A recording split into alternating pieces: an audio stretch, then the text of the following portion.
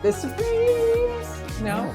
Sensation. The Supremes are sensation. It does. Help me. Doesn't it? Please It does. help me. 4 and 2 Why and is 2 that- and 1 is the same. Hello. Right, but What? it's not the same ratio when you have 3. But then you just have to have that one. Take 2. Hi everybody, welcome. Today we've got a treat for you because we're going to be talking about the Spathiphyllum sensation. This is a wonderful houseplant, great for being a natural HEPA filter for your home. Just a beautiful houseplant. Amy, what's another name for this plant that you know of? I like the terminology King Kong because it is the King Kong of its type of plant, right? The Spathiphyllums go in a whole range of different sizes, and this one is a massive one, as you can see. Grows very, very large, as do some others, and we're going to go over a lot of those with you today and how you can take care of it. So, Amy, you ready to dig in? Sure am. Let's grow.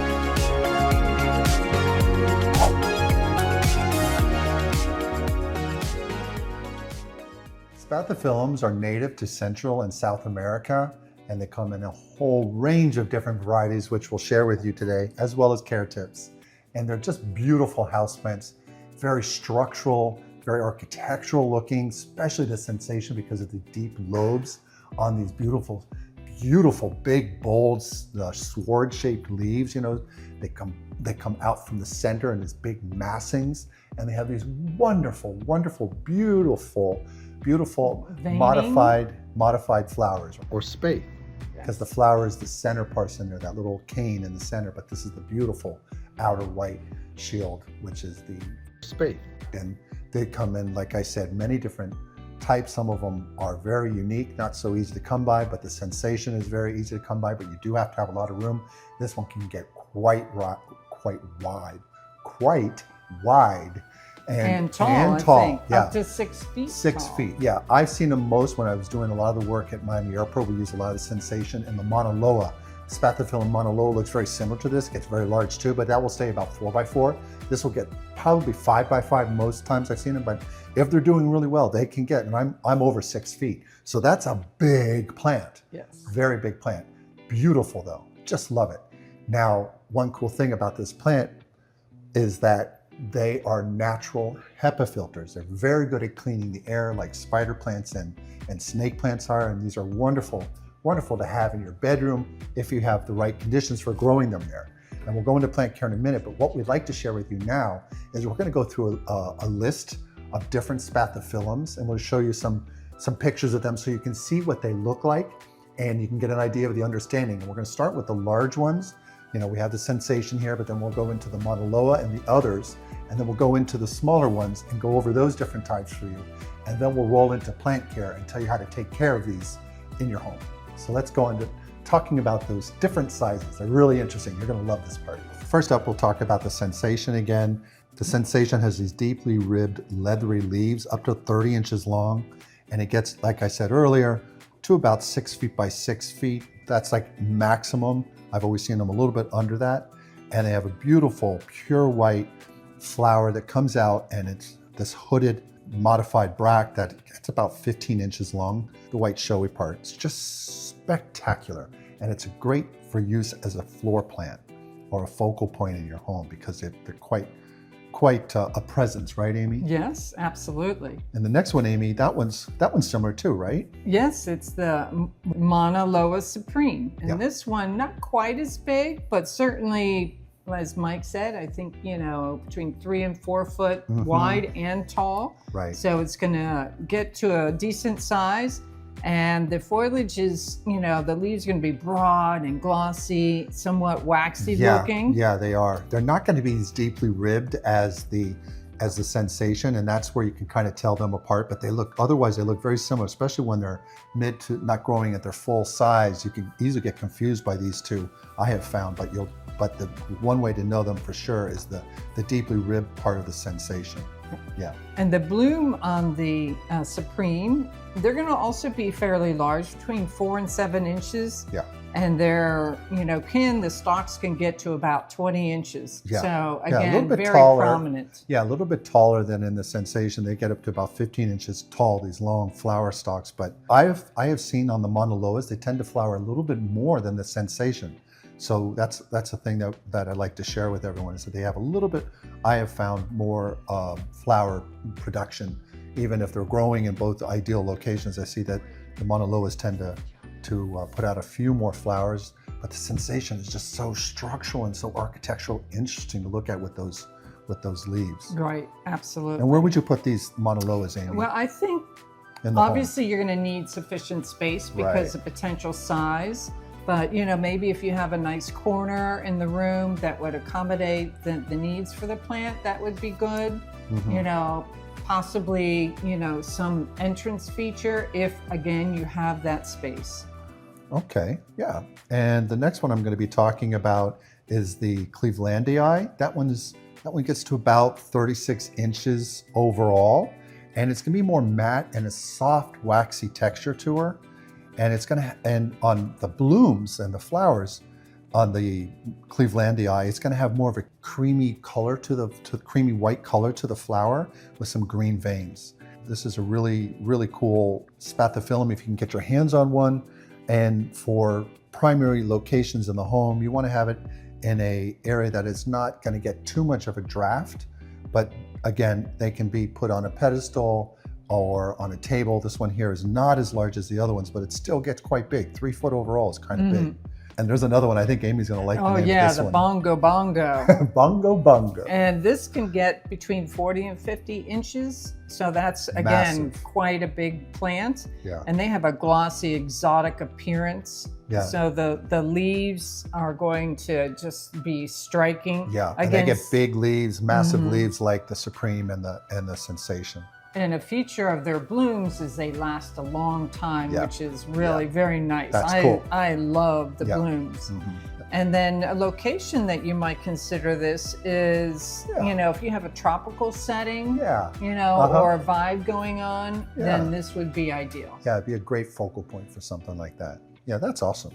And I know in addition to some of these larger ones, they have smaller plant sizes of the same they do. plant variety. Yeah, there's just this wide range. And if you have any that you've been growing, please share them with us. Send it to our email at letsgroweco@gmail.com. We'd be happy to share that to our community. We're building a website, so we like to share stuff with folks who love taking care of plants like us. And so we're going to go over now some of the smaller ones on our channel. I did one years ago when I was first starting the channel, and I think I took the video down because the sound was so bad because I didn't have these noise cancellation mics, and it was very echoey, and it was a mess. But I was learning it. I was learning how to do YouTube. We're still learning. We definitely are. But the Piccolino is such a cute one. It's really, really tiny. We'll go over that now, and we'll show you some pictures of it, and we'll go over some others. So if you don't have a big space in your home, you have an apartment or others, you can still bring this wonderful plant into your home. So the first up again, let's talk about the Piccolino.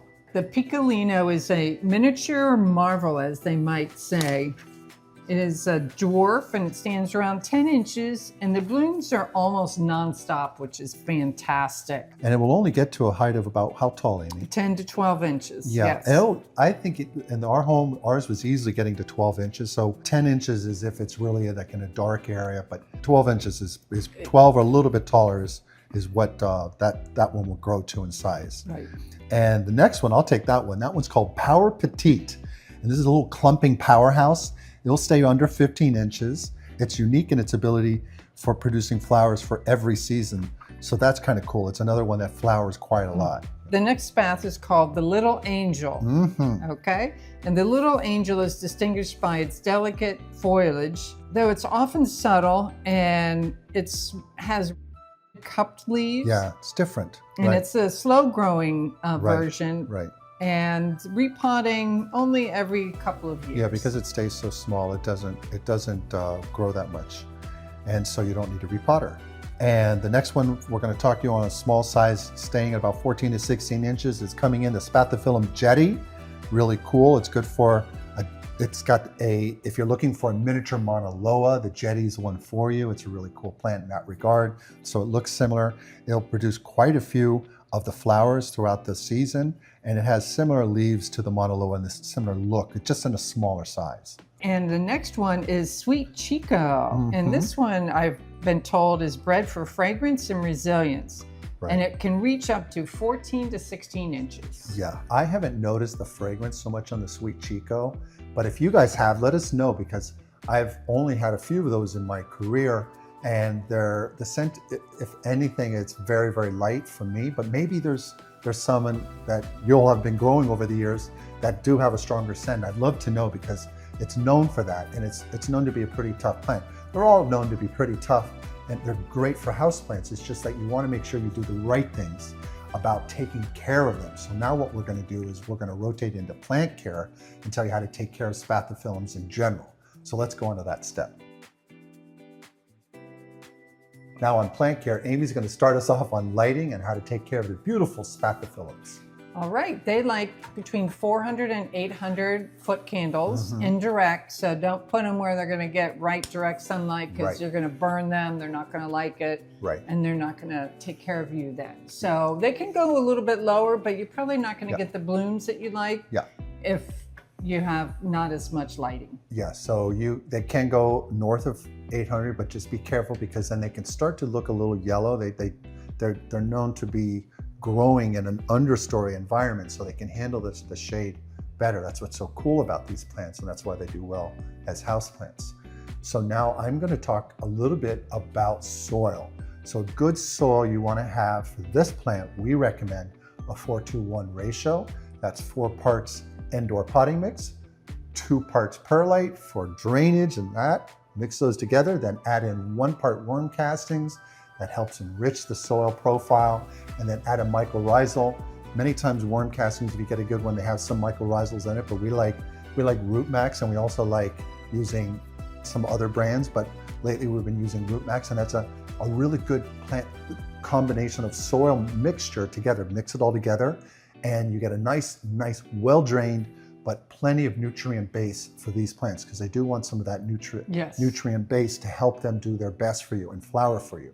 So now that you have that soil mix, the next one we want to talk about is watering, right, Amy? This is very important. These plants will let you know if they're thirsty. Yes. So I would say probably once a week, and you need a good, thorough watering. Don't just water the top. They want the water. Yeah. So, and if they're dry, they're going to let you know. The leaves they'll just start flopping over. Real easy to know when your Spathiphyllum doesn't thirsty. Want. Exactly. The Piccolino and ours, if I had some friends take care of them when we went on vacation, and I told them to water once a week, and they would forget a few days or whatever, and I came home once and she was just wilted, but they bounce back very quick. They bounce back very quick. They're tough that way, but you don't want to put the plant under those kind of stresses if you can avoid it. So that's important. So those are important takeaways there. Now in fertilizer, you can do a well-balanced fertilizer like a 10-10-10, or you can use some Dr. Earth brands that are out there that we recommend, and we'll show you some of those here on the screen.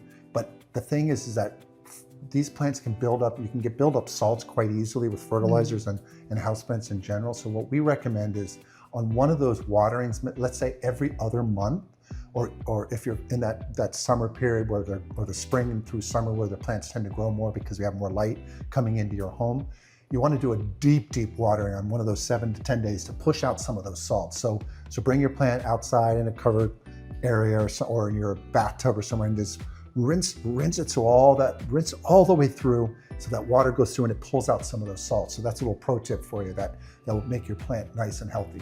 Now you can also, on watering, some folks you can water with tap water that's sat out for 24 to 48 hours, or even better, if you have a dehumidifier like I have in my home, you can use that water. This plant will love that, because the spider plants and these plants may be a little sensitive to some of the heavier chemicals that are in our potable water or drinking water. Or if you have a rainwater that you collect, that's a good thing you could use for your plant. But they will do fine with regular house water as long as you let it sit out for at least 24 or 48 hours. Now, a little pro tip for you, that if you don't have any of those other things, or you can't get any rain water, or there's no rain happening outside to get some of that, you can use these water conditioners. We've done it in our other spider plant video. You can put that inside your water, and that gets rid of those chemicals. And it's very inexpensive. You can get one of these guys online. We'll leave you some of that information here. And that's a great thing to add to your water so that your Spathiphyllum doesn't have to fight with a lot of those chemicals that are in the drinking water. Temperature, 70 to 80 degrees Fahrenheit is probably great, good range. It's ideal range. Yes.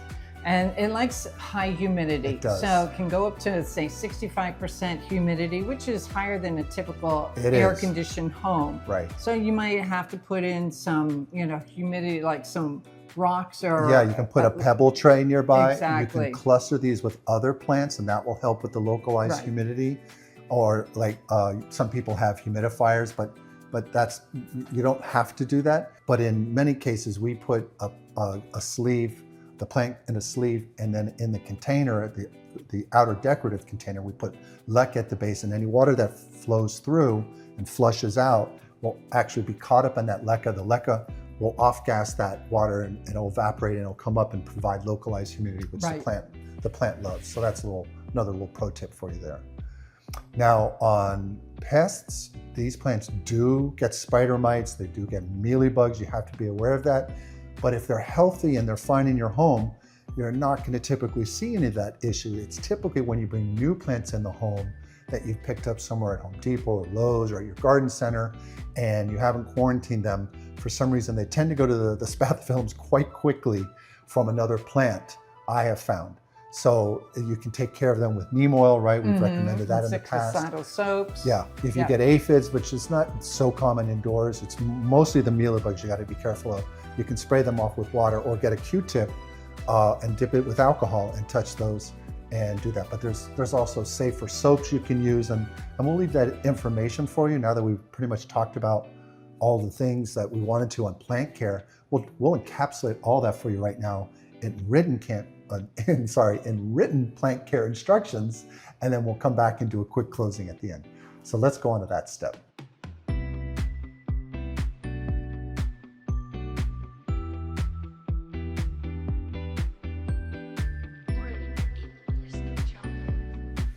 So Mike, did you have a good time? No. Yes, of course I did, with my Always. sister. Thank you for doing these. Had a wonderful time. We hope you all had a great time too, and learned about the different types of Spathiphyllums and how you can grow them in your home. And Amy, if they have thoughts or questions, what should they do? Make sure you leave them in the comments below or email us at letsgroweco@gmail.com. Make sure you like and subscribe and share the video with friends, and come back and see us. Yes. All right. Till the next Bye-bye. video. Bye. Please remember to like, subscribe, and hit the notification bell. And tell your friends and family. We post videos weekly. Thanks.